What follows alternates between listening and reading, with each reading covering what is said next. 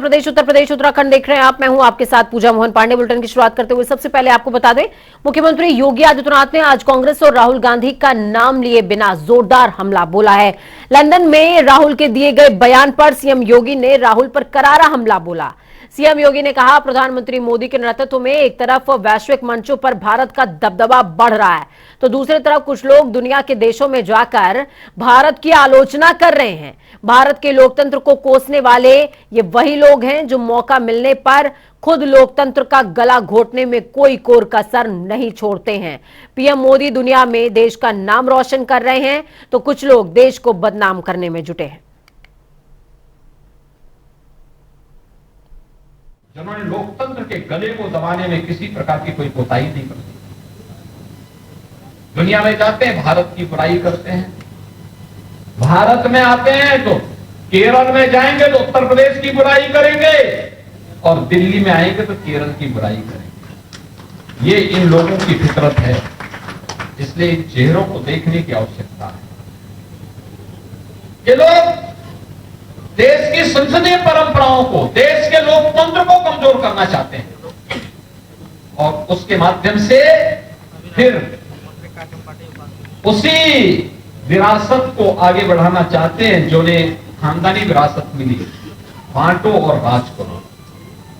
जाति के नाम पे, क्षेत्र के नाम पे, भाषा के नाम पे, तमाम अन्य बातों के आधार पर समाज को विभाजित करने की उनकी मानसिकता, ये विभाजन की और देश को ले जाने की जो कुत्सित प्रयास है, उनकी इन किसी भी उस षड्यंत्र को सफल नहीं होने देना है। महामहिम राष्ट्रपति जी का यह भाषण भारत की 8-9 वर्षों की उपलब्धियों के साथ साथ भावी योजनाओं का प्रतिनिधित्व करता है। एक नए भारत के निर्माण की 2047 में हमारा भारत कैसा होगा, वो दुनिया को मार्ग दिखाने वाला भारत होगा, दुनिया को राह दिखाने वाला भारत होगा। अमेठी सांसद स्मृति ईरानी ने राहुल गांधी पर निशाना साधा। आपको बता दें, उन्होंने कहा कि जिसको लोकतांत्रिक तरीके से अमेठी की जनता ने धूल चटाई, आज उनके आंसू बहना ये स्वाभाविक है। हमारे राष्ट्र के लिए गौरव है कि आज हम विश्व की 5वीं सबसे बड़ी अर्थव्यवस्था बन चुके हैं। इस विषय को सम्मान देने के बजाय जिस तरह की टिप्पणियां गांधी ने की हैं, वो इस बात का संकेत है कि 24 में उन्हें हार का अंदेशा हो चुका है। जी को और कांग्रेस की सरकारों में वर्षों से, ये पीढ़ियों से मांग थी इस पुल की, जिसको कांग्रेस 50 साल से अधिक शासन करके नहीं बना पाई। भारतीय जनता पार्टी की सरकार होने के नाते और यहाँ के सांसद आदरणीय दीदी जी के होने के नाते यह पुल बन पाया है, और इसके लिए इस जनपद की ओर से एक एक जनता, यहाँ की एक एक लोग, माताएं बहनें, सभी नौजवान भाई आदरणीय दीदी जी को और यहाँ के विधायक जी को बधाई देते हैं। कहूंगी जिसको लोकतांत्रिक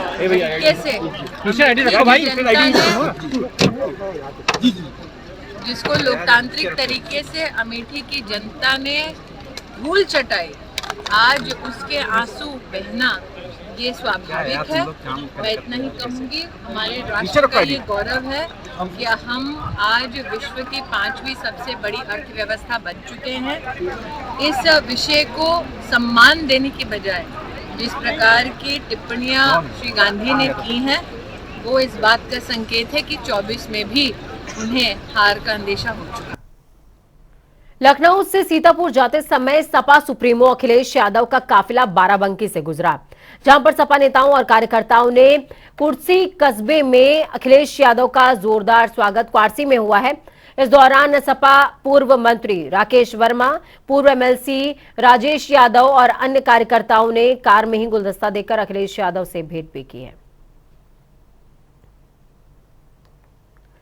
राज्यसभा सांसद प्रमोद तिवारी को राज्यसभा में विपक्ष उपनेता के तौर पर मनोनीत होने की बात सुनकर कांग्रेसियों ने रोड पर उतरकर खुशी का इजहार किया, तो वहीं लालगंज में इंदिरा चौक चौराहे पर पूर्व प्रधानमंत्री इंदिरा गांधी की प्रतिमा पर माल्यार्पण भी हुआ है। साथ ही ढोल नगाड़ों के साथ खुशी में झूमते हुए कांग्रेसी नजर आए। लालगंज कैंप कार्यालय पर एक दूसरे का मुंह मीठा कराया, खुशी का इजहार इस दौरान उन्होंने किया है। आजाद भारत के इतिहास में भारतीय संसदीय लोकतंत्र के इतिहास में प्रतापगढ़ आज इसलिए गौरवान्वित है, प्रसन्न है इसका कोना कोना कण रामपुर खास का प्रतापगढ़ का, कि डिप्टी लीडर ऑफ अपोजिशन, उपनेता विपक्ष, राज्यसभा जैसे तो देश का सर्वोच्च सदन है, माननीय प्रमोद तिवारी जी का निर्वाचन सोनिया गांधी जी ने किया है। आज ही रामपुर खास में आप देख रहे हैं होली का रंग चढ़ा है, होली की खुशी ये प्रदर्शन नहीं है, ये प्रसन्नता व्यक्त करने के लिए रामपुर खास के इस अंचल के लालगंज अंचल के हमारे कार्यकर्ता और जनता जनार्दन के लोग यहाँ पर इकट्ठा हैं। माननीय प्रमोद तिवारी जी को हम सब के लिए बड़े गौरव का विषय है कि उनके संघर्ष की बदौलत रामपुर खास की जनता जनार्दन के आशीर्वाद से, बाबा भूषणनाथ की कृपा से, सबाना बाबा की दुआ से उनको राज्यसभा में उपनेता प्रतिपक्ष चयनित किया गया है। तो वहीं दूसरी तरफ लखनऊ में आम आदमी पार्टी के यूपी प्रभारी संजय सिंह ने प्रेस वार्ता की और इस दौरान उन्होंने बताया कि नगर पालिका चुनाव को लेकर आरक्षण पर सवाल उठा था, जिसके ओबीसी वर्ग की रिपोर्ट सरकार के सामने पेश हो चुकी है। तो वहीं नगर निकाय चुनावों पर उनका कहना है कि पार्टी चेयरमैन और मेयर के पदों पर जरूर चुनाव लड़ेगी। झाड़ू वालों को एक बार मौका जरूर दीजिए। बिजली, पानी, मोहल्ला क्लिनिक मॉडल उदाहरण है। साथ ही बजट सत्र के दौरान विपक्ष को घेरने की रणनीति पर उन्होंने बात करते हुए कहा कि कल से संसद के सत्र की शुरुआत हो रही है, जिसमें घोटाले की परत खोलेंगे, साथ ही जेसीपी की मांग होगी। नगर पालिका चुनाव को लेकर माननीय सर्वोच्च न्यायालय ने आरक्षण पर जो सवाल उठा था,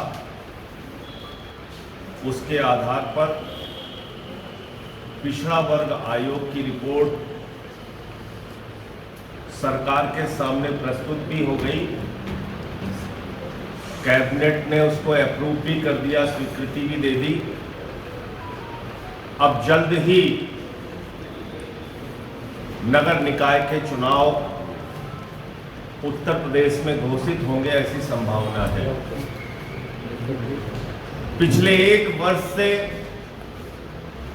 आम आदमी पार्टी के कार्यकर्ताओं के अथक प्रयास से, मेहनत से और हमारे साथियों ने जन मुद्दों को लेकर जो लड़ाई लड़ी सड़क पर, जो अलग अलग मुद्दों पर सड़क पर उतर के संघर्ष किया, उसके कारण से आम आदमी पार्टी का विस्तार पूरे प्रदेश में बहुत तेजी के साथ हो रहा है। कुशीनगर में किसान मेला और कृषि प्रदर्शनी का कृषि मंत्री सूर्य प्रताप शाही ने फीता काटते हुए उद्घाटन किया। तो वहीं मेले में लगी प्रदर्शनी का सूर्य प्रताप शाही ने निरीक्षण भी किया और किसानों के लिए नई उन्नत टेक्नोलॉजी के बारे में जानकारी साझा की। सेवरही में कृषि विज्ञान केंद्र सरगटियापट्टी में आयोजित हुआ कृषि मेले का, वहां पर इस दौरान किसानों को प्रोत्साहित करते भी नजर आए हैं कृषि मंत्री, और उन्होंने कहा कि आपके लिए सरकार लगातार नित नए प्रयोग कर रही है, योजनाएं इंट्रोड्यूस करा रही है, ताकि किसानों को सीधे तौर पर लाभ पहुंच सके।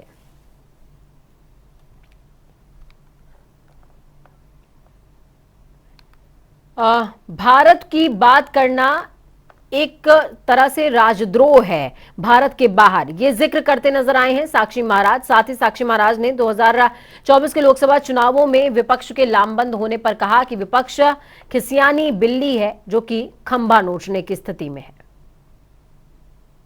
पूरा विपक्ष खिसियानी बिल्ली खंभा नोचे की स्थिति में है। भारत के उपराष्ट्रपति माननीय धनखड़ जी ने भी कहा है, माइक खुले रहते हैं, बोलने की आज़ादी है, लेकिन जिनके पास कोई मुद्दे नहीं है, केवल शोर शराब मचा करके भारतीय संसद का समय बर्बाद करने का प्रयास करते हैं। और हिंदुस्तान की बात विदेश में जाके करना, इससे बड़ा राष्ट्रद्रोह कुछ और नहीं हो सकता। तो वहीं दूसरी तरफ आपको बता दें कि मथुरा में भगवान श्री कृष्ण जन्मभूमि और शाही ईदगाह के जमीनी विवाद के कोर्ट की याचिका दायर करने वाले श्री कृष्ण जन्मभूमि मुक्ति निर्माण ट्रस्ट केंद्रीय अध्यक्ष रघुवंशी आशुतोष पांडे ने आज अपने कोर्ट में चल रहे केस को वापस लेने की घोषणा कर दी है, जिसमें उन्होंने केस वापस लेने की वजह के बारे में बताया। यहाँ के स्थानीय पुलिस प्रशासन द्वारा उनको धमकी दी जा रही है, ऐसा उनका कहना है। इसी वजह से वो कोर्ट में आने वाली 23 मार्च को की जो तारीख है उसमें अपना केस वापस ले रहे हैं। हम माता शाकुंभरी पीठाधीश्वर श्री कृष्ण जन्मभूमि मुक्ति निर्माण ट्रस्ट मथुरा का केंद्रीय अध्यक्ष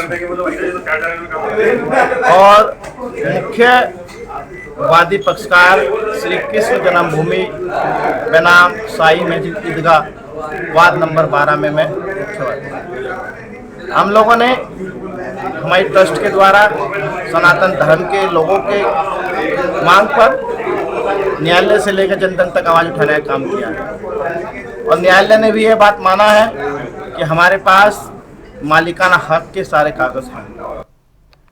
भारत की क्रांतिकारी मजदूर पार्टी और निशा छात्र संगठन के साथ मिलकर भगत सिंह जन अधिकार यात्रा निकाली गई। यह यात्रा 12 मार्च से 14 अप्रैल तक चलेगी और इस यात्रा का मुख्य उद्देश्य है कि सरकारी नीतियों और महंगाई के खिलाफ लोगों को जागरूक करें। इस अवसर पर जन अधिकार यात्रा निकालने वाले छात्रों का कहना है कि देश में लगातार बेरोजगारी, भ्रष्टाचार और महंगाई का बोलबाला है। न केवल छात्रों बल्कि आम लोगों का जीवन भी बढ़ती महंगाई से त्रस्त है। तहत ये यात्रा निकाली जा रही है।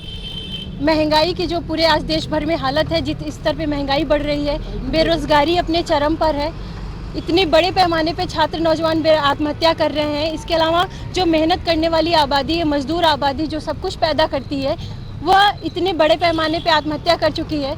तो हम लोग इन तमाम मुद्दों को लेकर के ये पूरी जन यात्रा पूरे देश भर में 12 मार्च से लेकर के 14 अप्रैल तक भगत सिंह जन अधिकार यात्रा के नाम से हम लोग 5 मुद्दों को लेकर के यात्रा निकाल रहे हैं, जिसमें पहला मुद्दा शिक्षा और रोजगार का है, दूसरा मुद्दा भ्रष्टाचार का है, तीसरा मुद्दा आज के समय में जो सांप्रदायिक आग लगाई जा रही है उसका है, चौथा मुद्दा महंगाई को लेकर के की है। अभी होली के दिन ही गैस का दाम 50 रुपये बढ़ा दिया गया।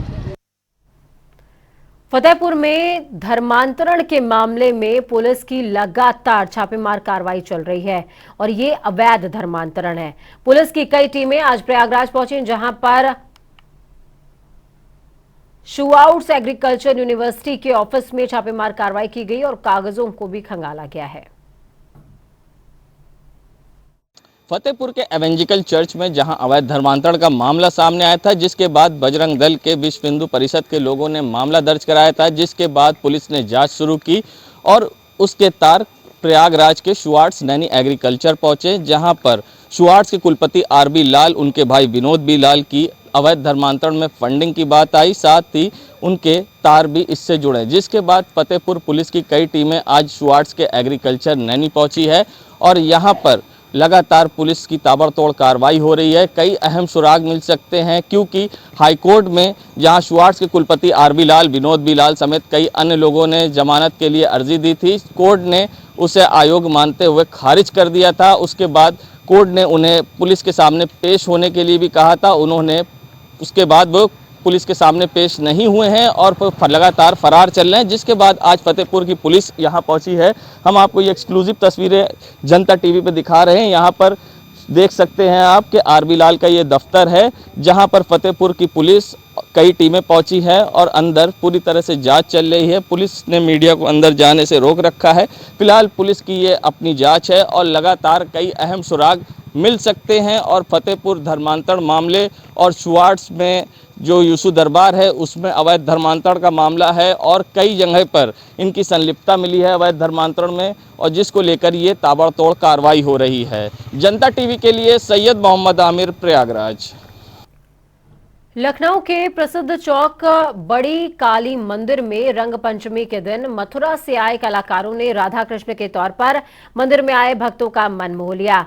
मंदिर परिसर में पहले फूलों की होली खेली गई, फिर झांकी निकाली गई, उसके बाद भक्त और मंदिर प्रांगण भी गुलाल से सराबोर नजर आया। मंदिर में आए तमाम भक्तों ने स्वामी हंसानंद जी को गुलाल लगाकर होली खेली और उनका आशीर्वाद भी लिया।